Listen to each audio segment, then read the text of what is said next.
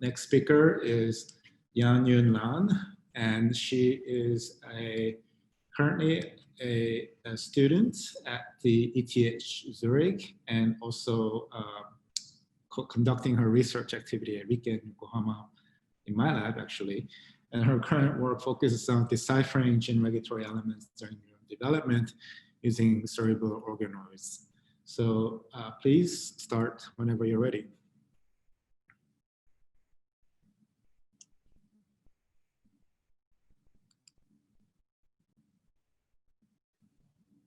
Everyone can hear me, I assume. Yes. So yeah, hello everyone. So today I'd like to present my ongoing work at RIKE in Yokohama. So let's just jump right to it. So in my project, I'm interested in identifying gene regulatory elements during human brain development, especially the ones important in neuronal diversification. So I divided my talk into 3 parts, where I'll start with why we're actually interested in gene regulatory elements, and in that aspect, what enhancers are. So then which model system we use to study enhancers, and what interesting findings we saw so far. So most people will be familiar with promoters, which are known to initiate transcription. However, in recent years, enhancer have gained interest. So enhancer is, in a simplified term, a region which can be bound by proteins such as transcription factors, leading to increased or decreased transcription by looping to the target, for example. So this shows that enhancers are cis-regulatory elements serving as a binding region for transcription factors, which then can lead to looping of the enhancer to its target to act on it. So Dicke et al., for example, have shown the importance of such enhancers during neurodevelopment. They could show that RAX, which is an important developmental gene, so if you knock out the enhancer of that gene, it shows a decrease of neurons in the brain.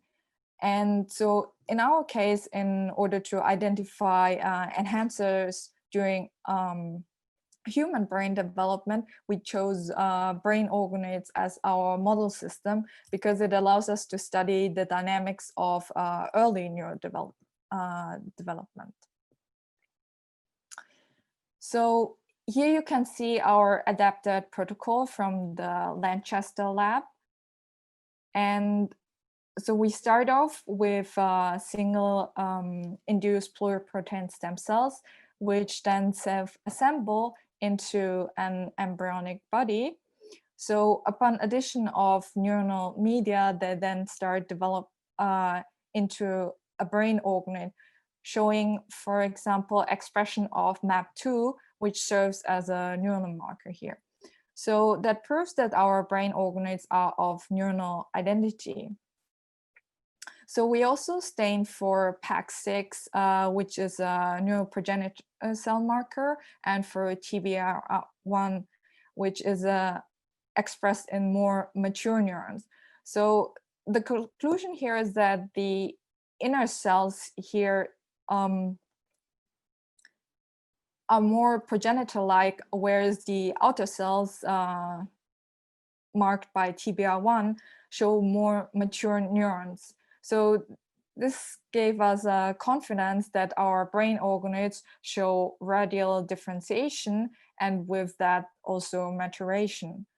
So we next performed a single-cell RNA-seq time course on these brain organoids. So compared to previous studies, which have used mainly 3' single-cell RNA-seq, we used a 5' end featuring the template switching oligo. So due to time reasons, I won't go into detail here, but as a first QC, we were interested in how many enhancers we can detect using the 5' platform. And we could see around from 40,000 to 50,000 promoters and around 2,500 to 6,500 enhancers, which seems less little. However, we know that enhancers are very lowly expressed by nature. So after the confirmation that we can actually detect enhancers using the 5' single-cell RNA-seq platform, we annotated our data using a cell type known cell-specific marker genes. And in this UMAP plot, we can see a wide range of neuronal cells. So here again, I won't go into details. However, feel free to ask questions. For the talk, I just want to highlight the fact that we could obtain cells from different developmental stages, showing nicely the heterogeneity of brain organoids. So we obtained cells which arise earlier in neurodevelopment, such as radial glia cells, and also more mature neuronal subtypes, such as astrocytes. So for our study, we selected the main neuronal subtype clusters we obtained from our data and performed pseudotime analysis. So we know from literature that neuronal cells, they differentiate radial. So you have radial glia cells, which then migrate towards the outer side and then become more neuronal. For example, like astrocytes. So based on this, we chose radial glia cells as our starting cell cluster, and for example, astrocytes as our end cluster for aligning the cells on a pseudotime, which you see here. So the radial glia cells are shown in yellow, and in red you have the astrocytes. So if you take the yellow and red cells and give them a pseudotime and look at the gene expression profile along that pseudotime, you see that there are gene modules with different dynamics. So what do I mean by that? So on the right, you see the dynamics, meaning that there are cells, genes which are first upregulated and which are downregulated towards the astrocyte cluster. And then you have the opposite. So you have genes which are first lowly expressed and then gets upregulated.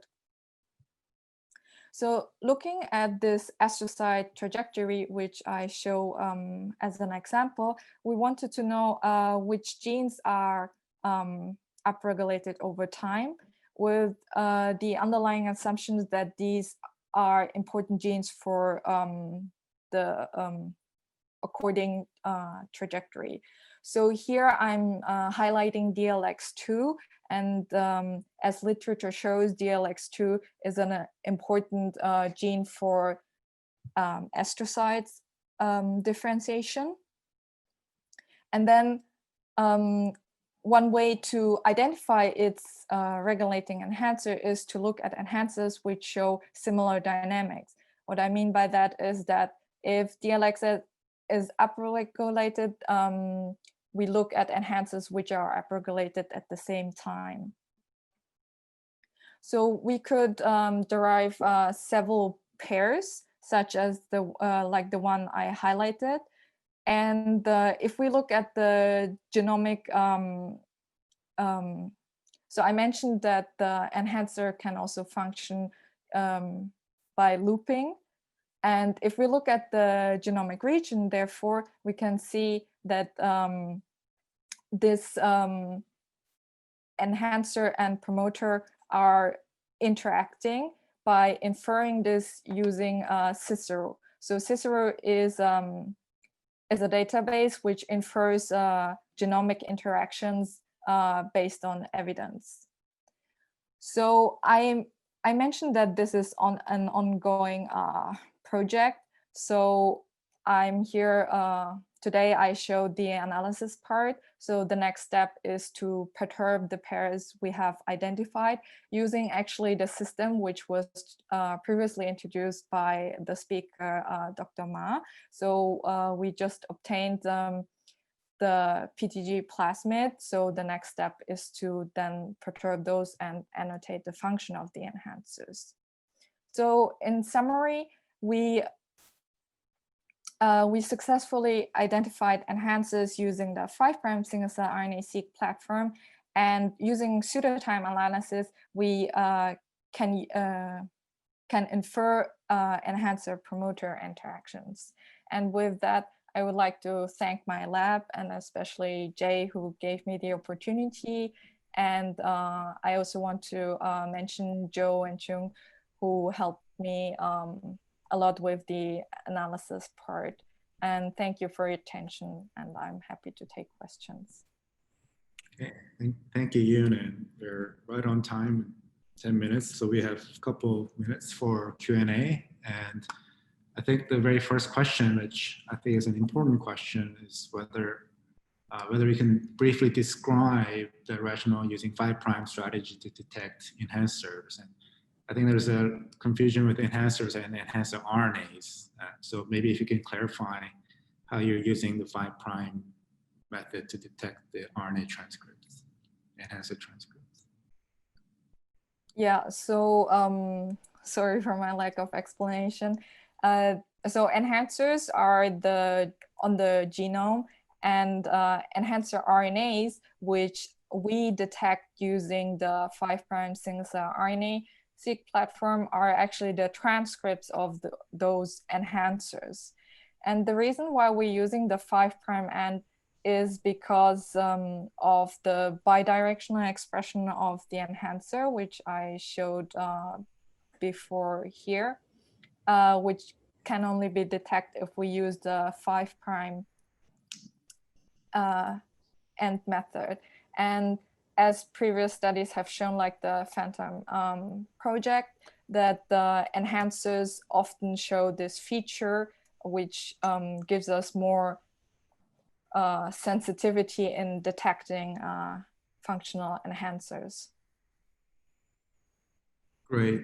Could you expand a little about the lowly expressed nature of this enhancer RNAs? How sensitive is it to detect them as compared to promoters, for example?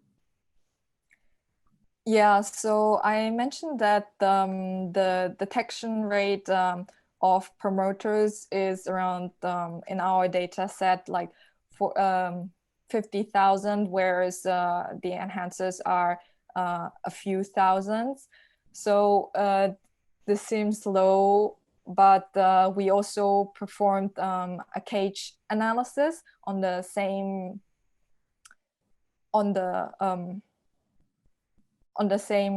model system, and cage is to be known more sensitive towards detecting enhancer RNAs, and also using that platform, we obtain similar numbers in regard of enhancers. If this answers your question.